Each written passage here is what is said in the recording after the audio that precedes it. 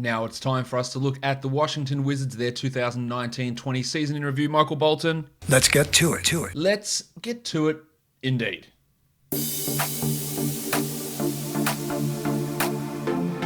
You are Locked On Fantasy Basketball, your daily fantasy basketball podcast, part of the Locked On Podcast Network.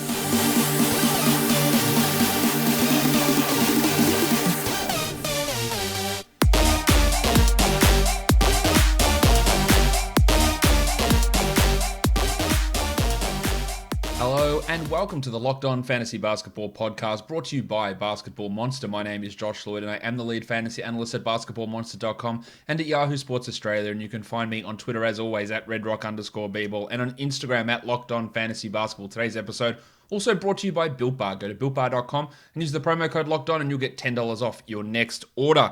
What we are doing in today's show is of course another season in review show, and we're looking at the Washington Wizards, because they are obviously a team that's pretty interesting, a team that can look a little bit different next year, a team that has some players who could be there next year, could not be there next year, could be under different situations. So lots for us to talk about here with this Wizard squad, and we'll start by getting into the questions that you guys have asked over on Instagram. And tomorrow's show will be on the Phoenix Suns, so be on the lookout for questions that get asked there on the Instagram story or on Twitter, so check those out there too. So on the old Insta, lots of Troy Brown questions. So Michael Bowles and Dell and Des Fam, questions there to kick things off. Do you think Troy Brown starts at small forward? Or do you think that Brooks puts Troy Brown in his second unit as a ball handler backup point guard? And what are the implications? Now, Brown is a popular question here. Another question is Brown a top 120 guy in Dynasty? I think in Dynasty you have to look at him that way. His form in the bubble was really impressive in terms of just pure numbers, but there's a couple of things we have to look at here. Now, let's look at Troy Brown's bubble numbers. Now, he's 21 years of age. Brooks has shown a hesitancy to trust him, not giving him minutes, not starting him, not playing him big numbers, but he played 33 minutes a night in the bubble. He averaged 15, 7, and 4.5. He hit 1.5 threes at only 32%, but the important thing here is he had 22% usage in those 33 minutes. This is a team without Bertans. I don't know if Bertans will be back next year. It's without Bradley Beal and it's without John Wall. So Troy Brown probably won't get A, that level of ball handling, B, that level of minutes, and C, that level of usage. So that's all a worry when we come to extrapolating out his numbers. Now, do I think he can be much better and used in a better way than what he was under Brooks for the first two seasons? Absolutely I do. But I think that looking at those bubble numbers and think, well, that's just the next evolution for Brown to be this top 70 player, you're ignoring a few of those facts that there's two blokes that have got to come back, maybe three blokes that have got to come back into that team who are going to significantly cut into what he did. He also shot only 38% overall in the bubble, and that's obviously horrendous. Now, he'll be a better shooter than that, but he's not much of a better shooter than that. He's not a good shooter, and there are risks with that. But what he benefited from was having the usage and having the ball in his hands. I think I like Izak Bonga, you know that. I think Bonga actually fits pretty well in a starting unit with Beale and Wall there, because it enables him to concentrate a lot on defense, and then that enables Brown to have more of the ball in his hands. As long as they give Brown the 28 minutes or so on a second unit and not give him 20 minutes, I think that'll be fine for him if he does go into that second unit. When would I feel comfortable drafting John Wall? That's the next question that people are going to be asking all over the shop. Of course, Wall missed all of the season with a torn Achilles.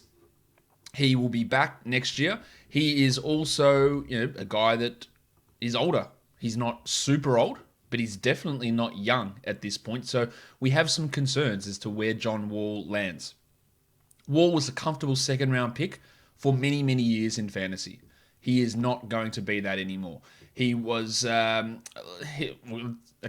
was, in the last 2 years, he was 30th and 30th, where he had a lot of injury problems.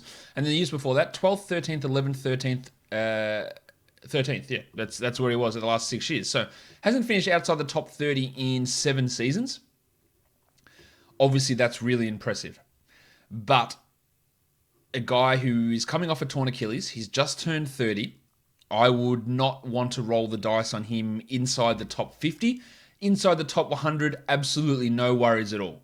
And this is not to say that I think there's probably still a 50% chance he finishes as a top 40 player. Top 20, no chance. I think there's a 50% chance he finishes as a top 40. But that area of drafts, there is so many point guard or point guard eligible players who have so much more in terms of certainty and security that I just wouldn't pick Wall ahead of them.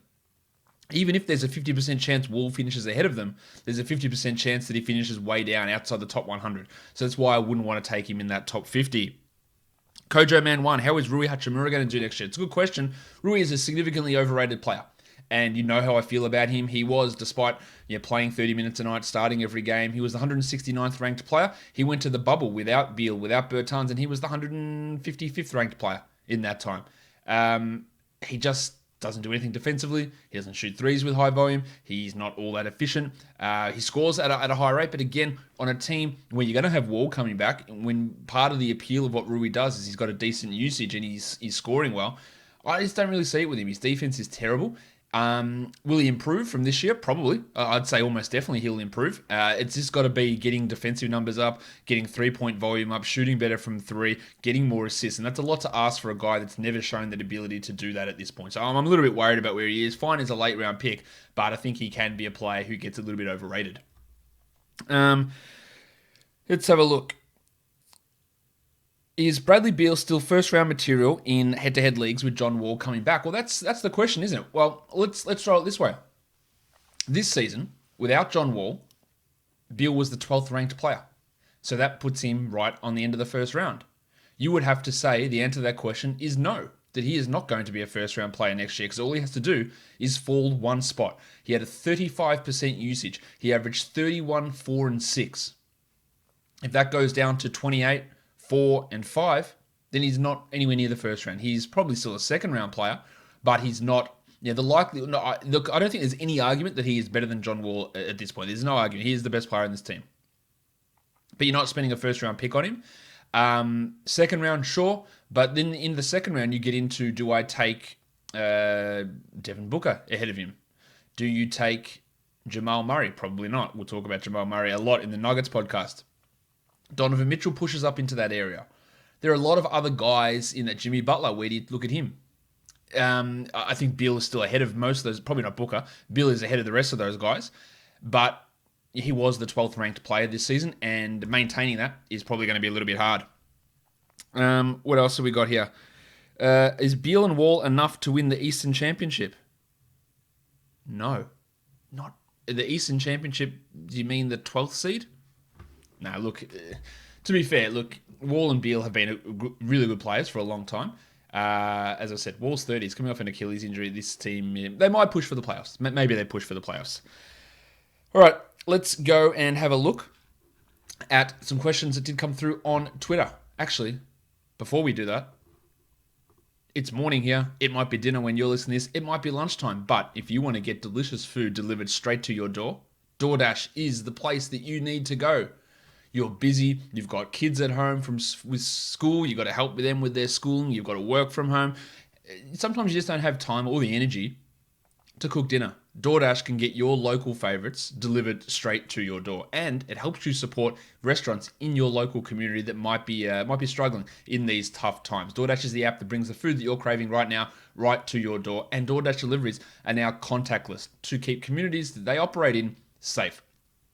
Over 300,000 partners in the US, Puerto Rico, Canada, and Australia. You can support your local go-tos, or you can choose from your favorite national restaurants like Chipotle, Wendy's, and the Cheesecake Factory. Incidentally, 3 restaurants that don't exist in Australia.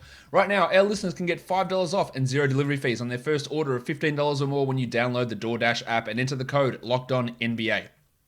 $5 off and 0 delivery fees on your first order when you download the DoorDash app in the App Store and enter the code LOCKEDONNBA. Don't forget the code is LOCKEDONNBA for $5 off your first order with DoorDash. All right, questions on Twitter. A lot of ones, similar one here, but let's look at this one from Wojciech Berent. Let's try again. Wojciech Berent. Apologies, Wojciech, if I got that incorrect. How do you see the future of the tank Tom Bryant? Well, I know the future involves me playing this.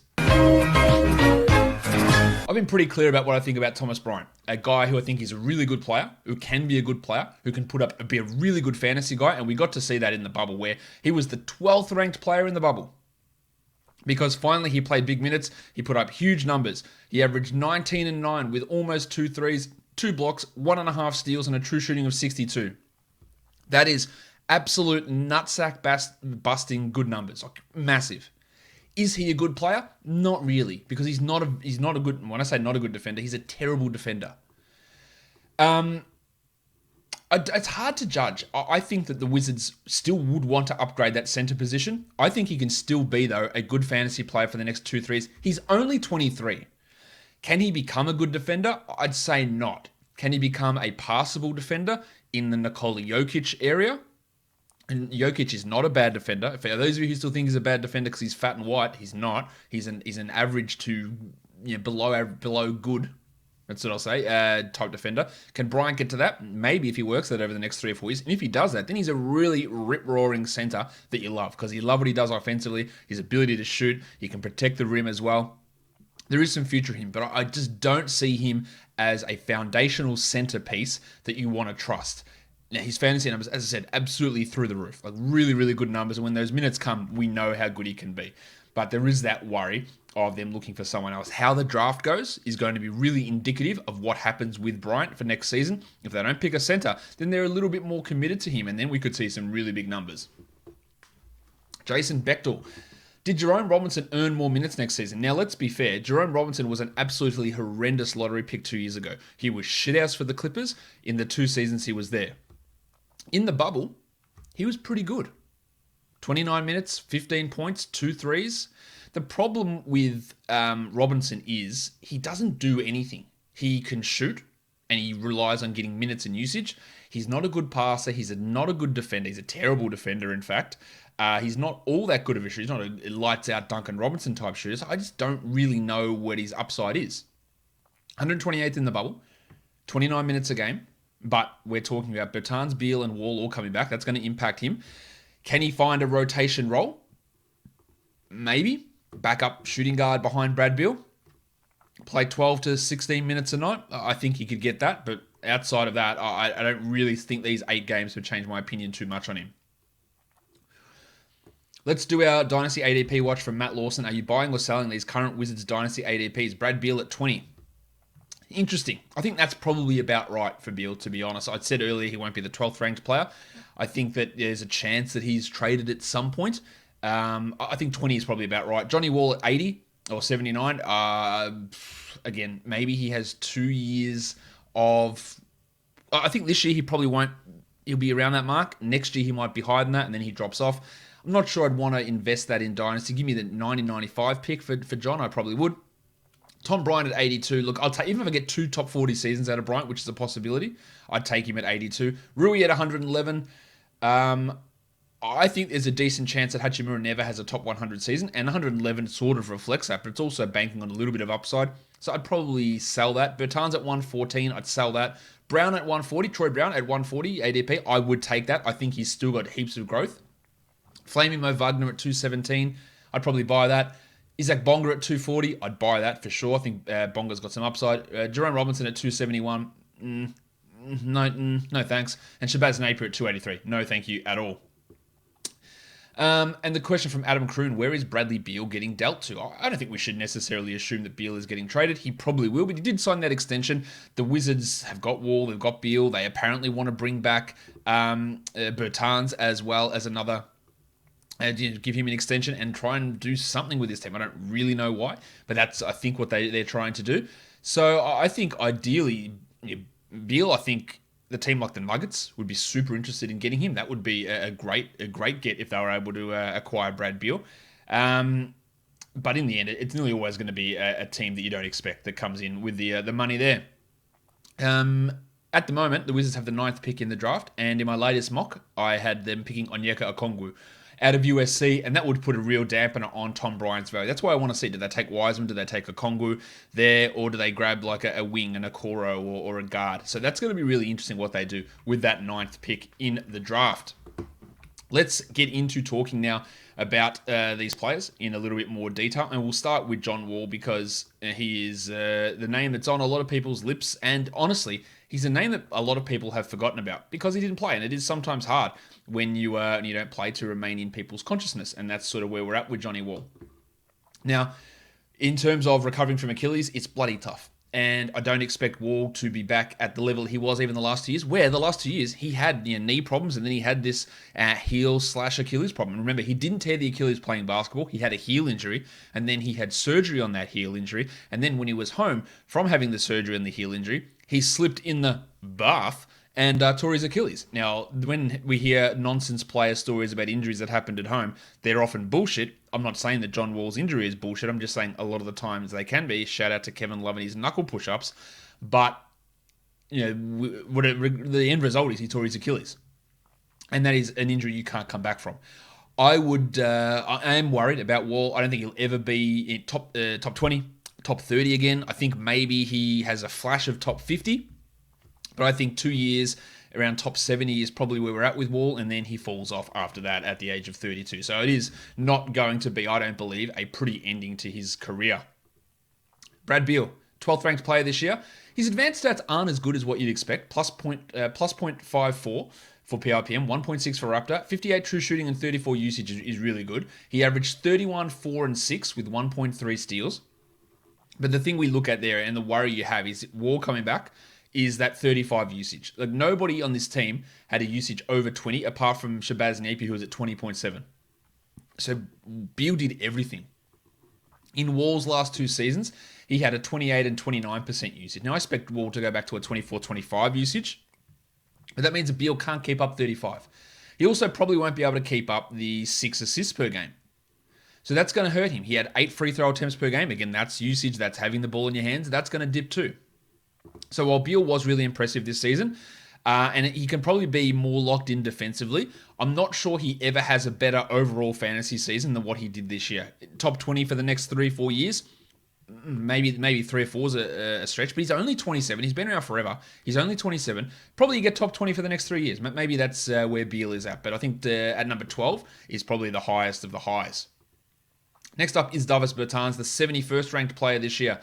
I was a little bit worried about, I like Bertans, and I thought that he should have been getting the minutes over Rui Hachimura. He did get those minutes at times, but he came off the bench. They could have afforded to give him more minutes. And he played super well. 15 points, 3.7 threes a game.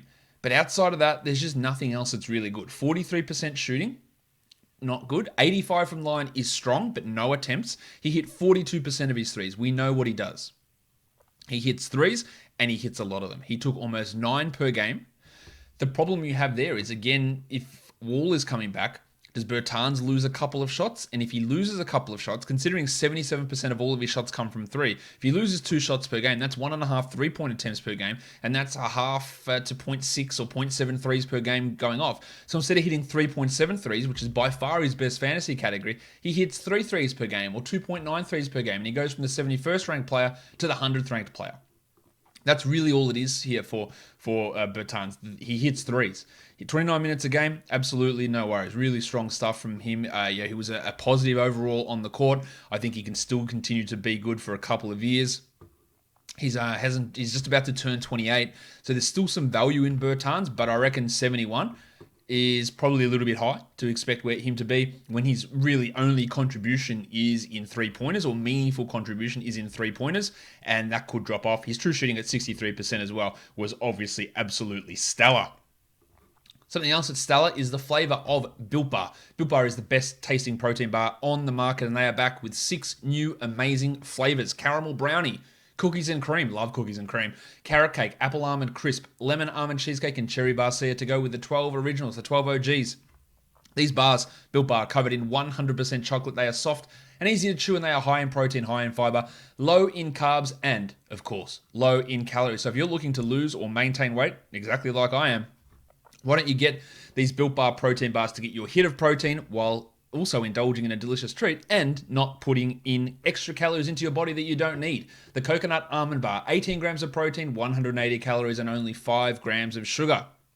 And for those of you that don't know what grams are, grams is what people weigh things in the rest of the world that isn't America. I don't even know what 5 grams is in ounces or pounds. But it's not much, let me tell you that much. Built Bar, best tasting protein bar, and at a fantastic price, because now, if you use the code LOCKEDON, when you go to BuiltBar.com, you get $10 off your next order. So, BuiltBar.com, use that promo code LOCKEDON, and you'll save $10 off at BuiltBar.com. Alrighty then, the next guy we take a look at here on this list is, of course, the tank, Tom Bryant, who over the course of the season was just the 83rd ranked player, because he played only 25 minutes a night. And I said before that Scott Brooks held him back.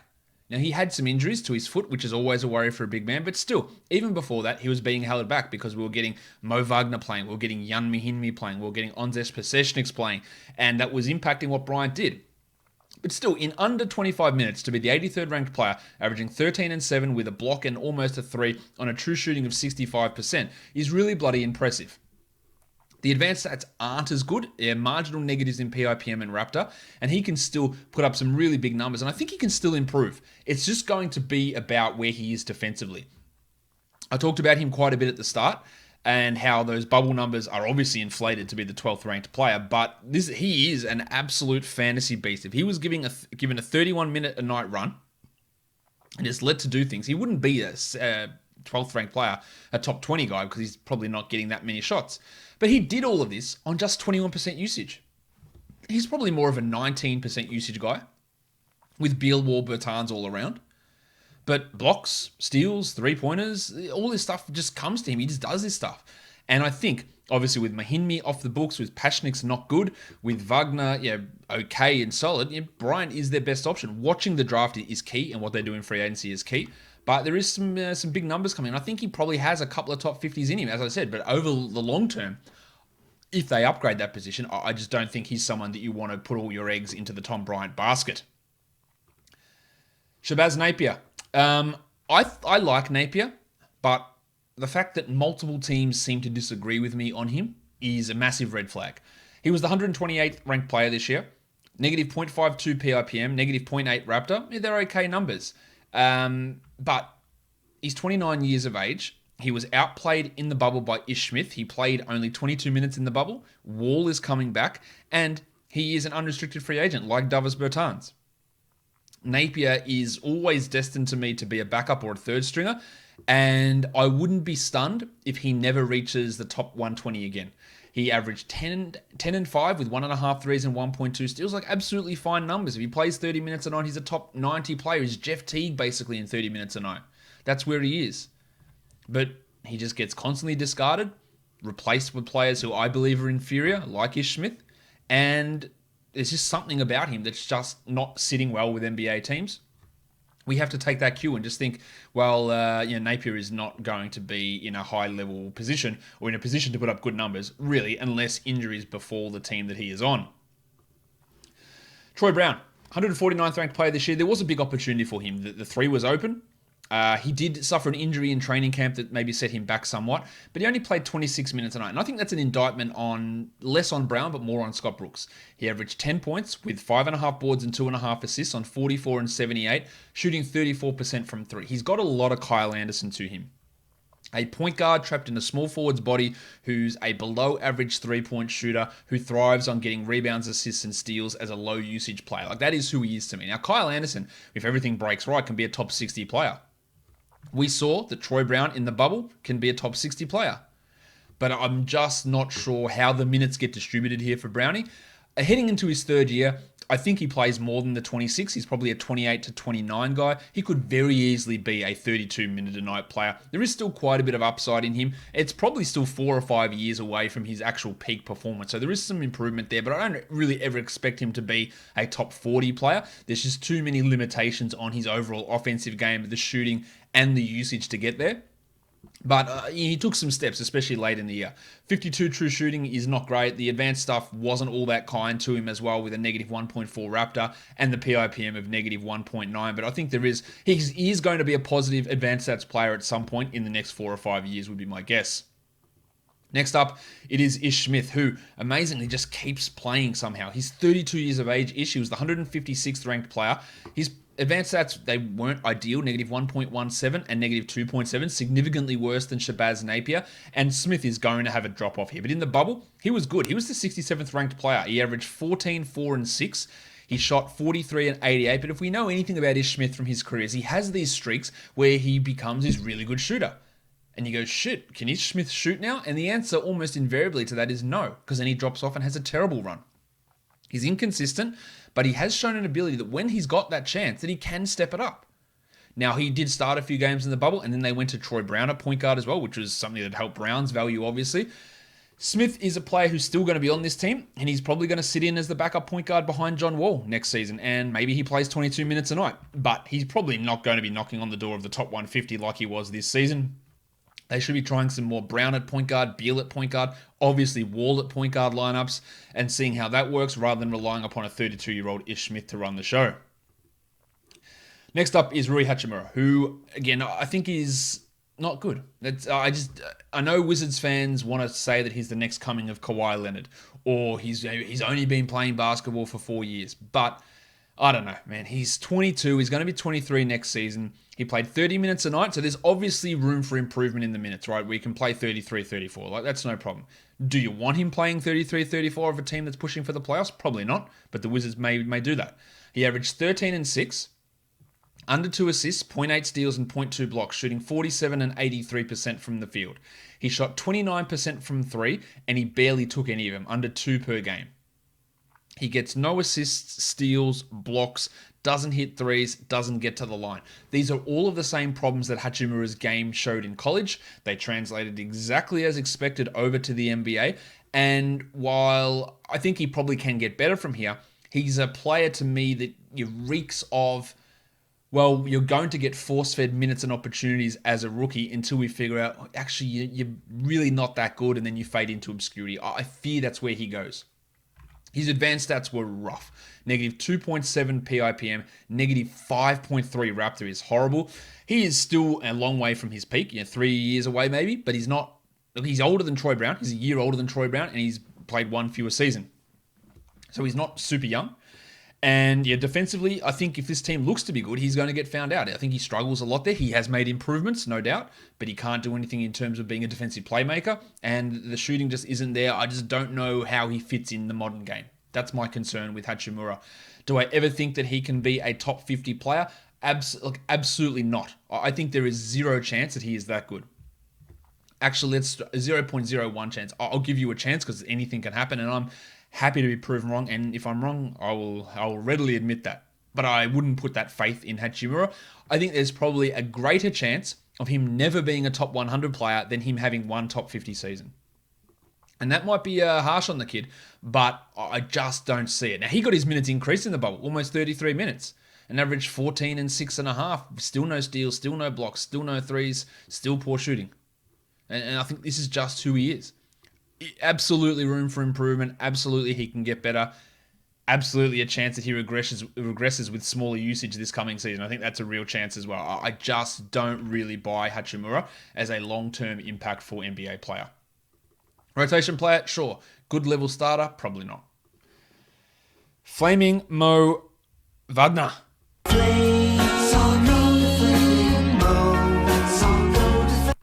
Wagner, also a little bit older than you expect. He's 23, but he was pretty impressive this year. 194th ranked player, negative 0.91 PIPM, negative 0.6 Raptor. But where he really benefited was that shooting. 55% from the field, 82 from the line. He only hit 31% from 3, but he was 65% from 2 for a true shooting of 64%.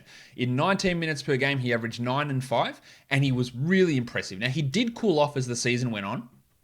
He was given opportunities when Bryant went down, and then he got hurt himself, and then he came back and had a few starts, and he didn't live up to it. But at the beginning of the season, he played 20 minutes a night. He was like a 70% field goal guy for stretches, and he was putting up good numbers. It did cool off, and it probably cooled off more to a reasonable expectation of what Wagner is as a player.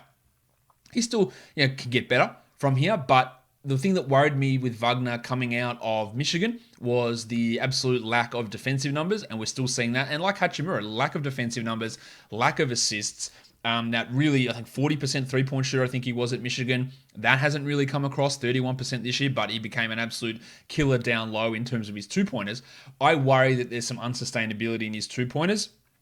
I think he's perfectly suited to being a backup big man who did improve his defense somewhat this year, but still has some ways to go in that area. And as much as I think you don't want to rely on Tom Bryant to be a starting center on a good team moving forward, you definitely don't want to rely on Wagner to be a starting center on a good team. The rotation piece, sure, an ability to come in and be a field goal percentage category influencer in fantasy, absolutely, we've seen it already.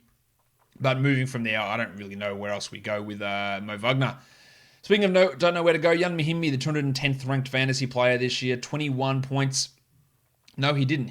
He might have had 21 points total. 21 minutes a game, 7 points, 6 rebounds, 1.2 blocks. He's out of contract after that absolute killer deal has expired. He will find it hard to find a role on an NBA team. He's 34 years of age. I reckon that might be it for Mahinmi, who's had moments of being a high field goal percentage rebounder, block type of fantasy player. That is cooked, and he probably won't crack the top 210 again, although his advanced numbers this year were okay. And that's part of the reason why Bryant struggled so early, is because nobody could defend on this team, Bryant included. And the only player who could was Mahinmi. So Brooks said, look, we are getting absolutely roasted here defensively. Can someone go out there and just do anything to slow people down? And that's why Mahinmi played. And that's why we saw less of Bryant. Because Mahinmi could go out there and at least show some level of defensive knowledge. He's 34. He's not going to be able to do that for very much longer. And he was basically, I think he was a DMP-CD in the bubble as well. They just didn't play him. So his time in Washington is done. And I reckon his time in the NBA might be done as well. Next up is Gary Payton, the second, the mitten. He's one of those guys, again, that comes in and he starts and he goes, oh man, 4, 5 assists, 6 steals, Gary Payton, we must add him, but he's not that good. He's not this consistent, and I agree, when he was getting those big minutes, you had to add him and just use that short term, but he's not a player that has reliable long-term value. Payton is an unrestricted free agent. He showed flashes. In only 15 minutes a game, he averaged over a steal per game, which is really, really good. He also averaged 4 points and shot a true shooting of, 47%. On a 13 usage. So overall, he's not very good. And with Ball and Wheel, Wall and Beale, with Troy Brown, with Ish Smith, Izak Bonga, I'm not really sure, Jerome Robinson, I'm not really sure where Payton's role on this team is going to be. He's one of those guys where you just always watch. Did he get signed to a 10-day? Did he get signed to a non-guaranteed deal? Is it a team that could randomly throw him in for 18 minutes to get you 2 steals on a Sunday at the end of a fantasy matchup? Then sure, then pay attention to him. Otherwise, I don't really think he's a long-term career prospect in the NBA. Izak Bonga, my mate. The 285th ranked player, Bonga, played 19 minutes a game only with 5 points, with 0.7 steals on 50 and 81% shooting. True shooting of 61% for a wing/guard is impressive. His PIPM and Raptor have always been really strong. 0.8 Raptor, 0.14 PIPM. His future projection stuff is still astonishingly good. Like the peak PIPM projection for him in 5 years' time is 2.31, which is unbelievably high. The problem is that he's so low usage that I just don't ever think he gets the minutes to justify being a great fantasy player. We saw it a couple of times this year where he had like a 15-point game with 5 rebounds, 6 assists, 4 steals. And you go, shit, this is why all the advanced systems love him. This is why the projection stuff loves him. And when you look at his numbers, he is one of the best players on this team in terms of being a guy that impacts winning. And it's been consistent through his European numbers, his G League numbers, his numbers this year for the Wizards. It's always been the same thing, is that when Bonga plays, the team plays better. Like the Wizards might get smacked by 20. The starters are all minus 18 and Bonga's a plus 4. That happens so many times. And while single game plus minus can be useless, when it happens 40 times a year, there's got to be some sort of pattern in there. The problem is Bonga's usage is so low and he just doesn't have the ball in his hands. And now Wall and Beale and Bertans and Brown and all these guys are going to jump ahead of him, that it's really hard to see how he pushes up. But this dude is not even 21 yet. Not even 21. He's one of the youngest players, or he is the youngest player in this team, one of the youngest players in the league. In 4 or 5 years' time, he's still not even hitting his peak. I still would be valuing him decently in a dynasty league. I don't ever think he can be a 20 usage player, but could he be a 17% usage player playing 29 minutes a night? I can see the possibilities of it. When we look at some of these other guys we talk about, he's got that ability. He's got the ability to be a very good player. He's got the ability to be a fantasy influencer. We just haven't seen it yet, but he's a name to watch for sure. Next up is Garrison Matthews, who only played 18 minutes, 13 minutes a night, shot the ball pretty well, 41% from 3, hit 1 3 a game in his time, had some injuries which probably limited his role. His advanced stats were really strong, 4.7 Raptor, 0.4 PIPM, 69 true shooting. Giggity! His PIPM in the G League wasn't quite as good, negative 1.6. But he is a player who I think's got at least a future to hang around on a roster for a couple of years. He was a two-way guy. He's a restricted free agent coming into this season. He was, he's about to turn 24, so he's not young, but he's a guy that I'd be way more interested in looking at than someone like Gary Payton, because he can come in and he can shoot. And I think he had that game against Miami where he hit like 6 threes or something, so he can come in and be an impact guy. He's not a guy to completely discard.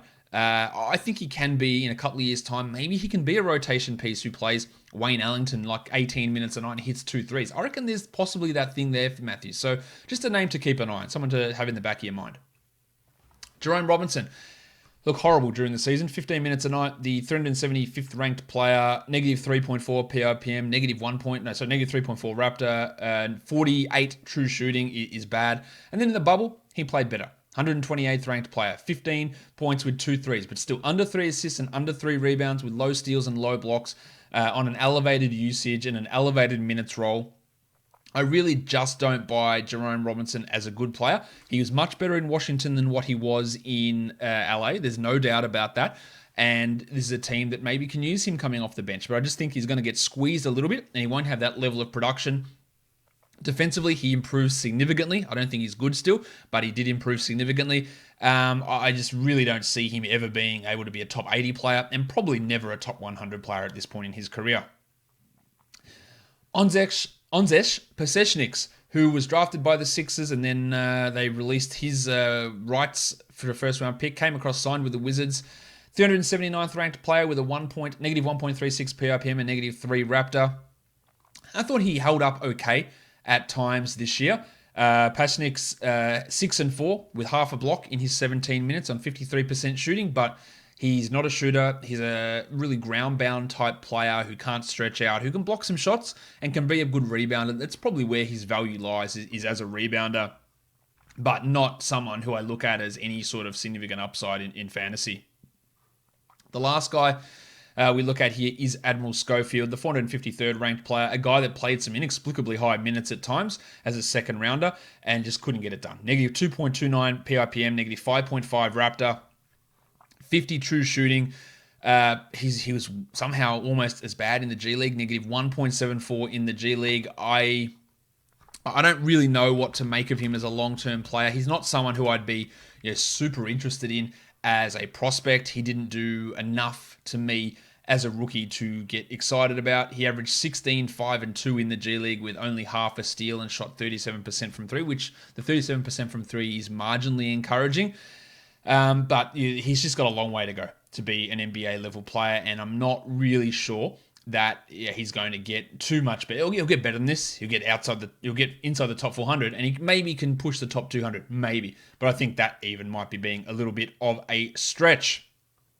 That'll do it for the Washington Wizards. As I said, tomorrow, Phoenix Suns. Don't forget, throw your questions on the Twitter, on the Instagram, and subscribe. Apple Podcasts, Google Podcasts, Stitcher, Spotify, and on YouTube. Guys, we are done here. Thank you so much for listening, everyone. See ya.